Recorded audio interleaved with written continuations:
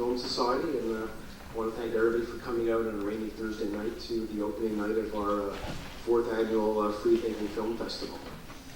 Now, I've got to tell you that for those of you who have not been here before, I started the Free Thinking Film Society back in 2007, largely because of Michael Moore. So if you go back to 2006, remember that incredibly good film, Fahrenheit 9/11.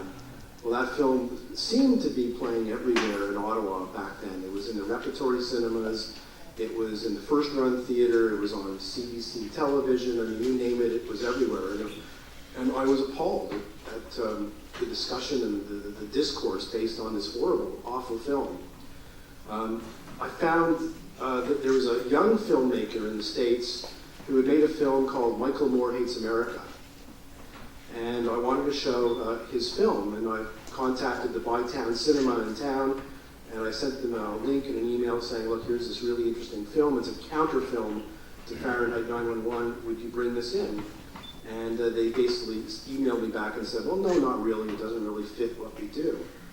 So it was then that I realized that I had to get some people together, and the only way I could see this film was to bring films into Ottawa myself. So I went around and I found the St. Laurent Shopping Center. There's a Rainbow Cinema. You could rent that cinema for $400. So I figured, okay, I'll rent the cinema, $400. What can I lose? So by that time, the film that I wanted to show was Obsession, about radical Islam.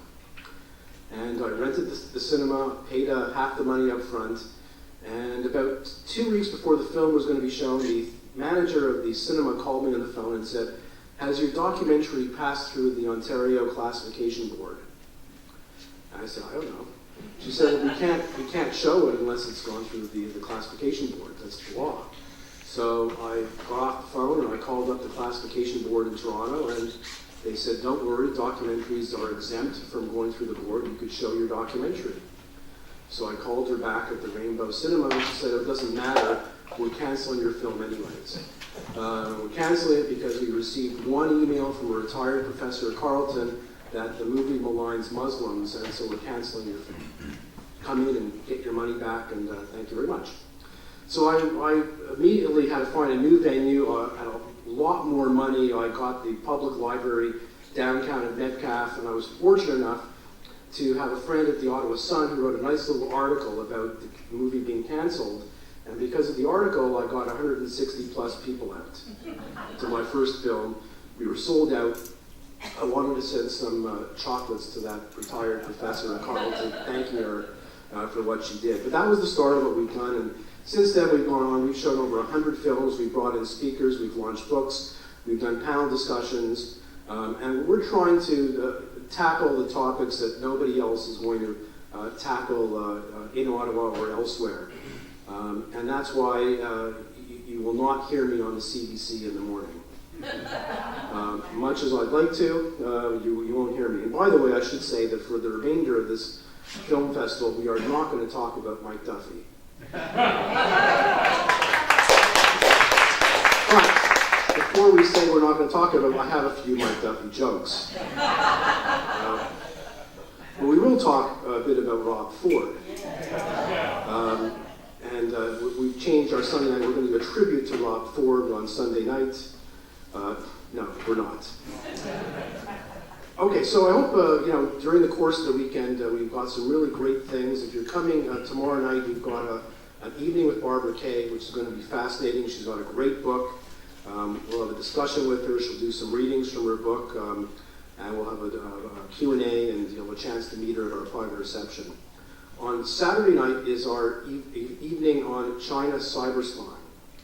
So I've got a really interesting film about China cyber spying into Australia, followed by an amazing panel discussion. We have the former head of security for Nortel flying up from the States, who both wants to talk to you about what China did to Nortel, but also what he did to warn the Canadian government about what was happening.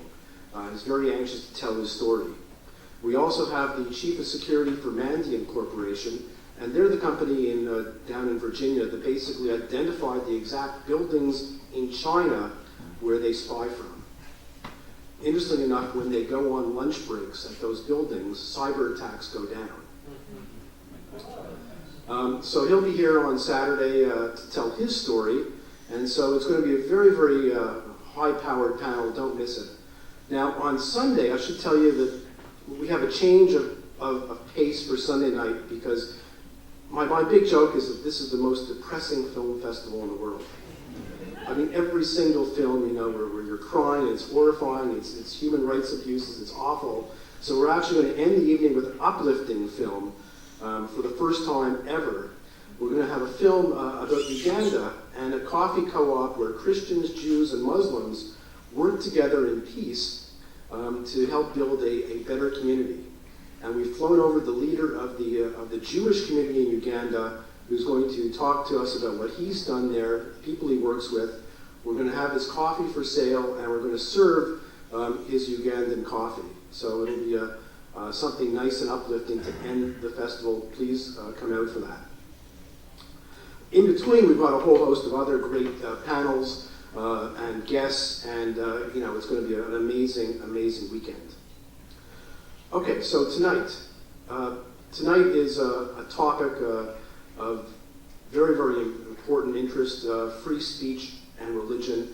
It seems that in one way or another, this is in the press all the time. Whether it's the charter of Quebec's Charter of Values, which has been in the news a lot, whether it's riots in the Muslim world, there's something going on where there's some sort of threat to free speech, and a lot of the time there's a relationship to religion. So when I first saw this film, I thought this would be a great way to open up the festival, show a film on free speech and religion. We're very, very lucky to have the filmmaker Jacob here, who will speak afterwards. We'll have a panel discussion, and then we'll have some Q&As, and we'll have a reception afterwards. So let's start off the evening and show this, watch this film, Collision, Free Speech and Religion.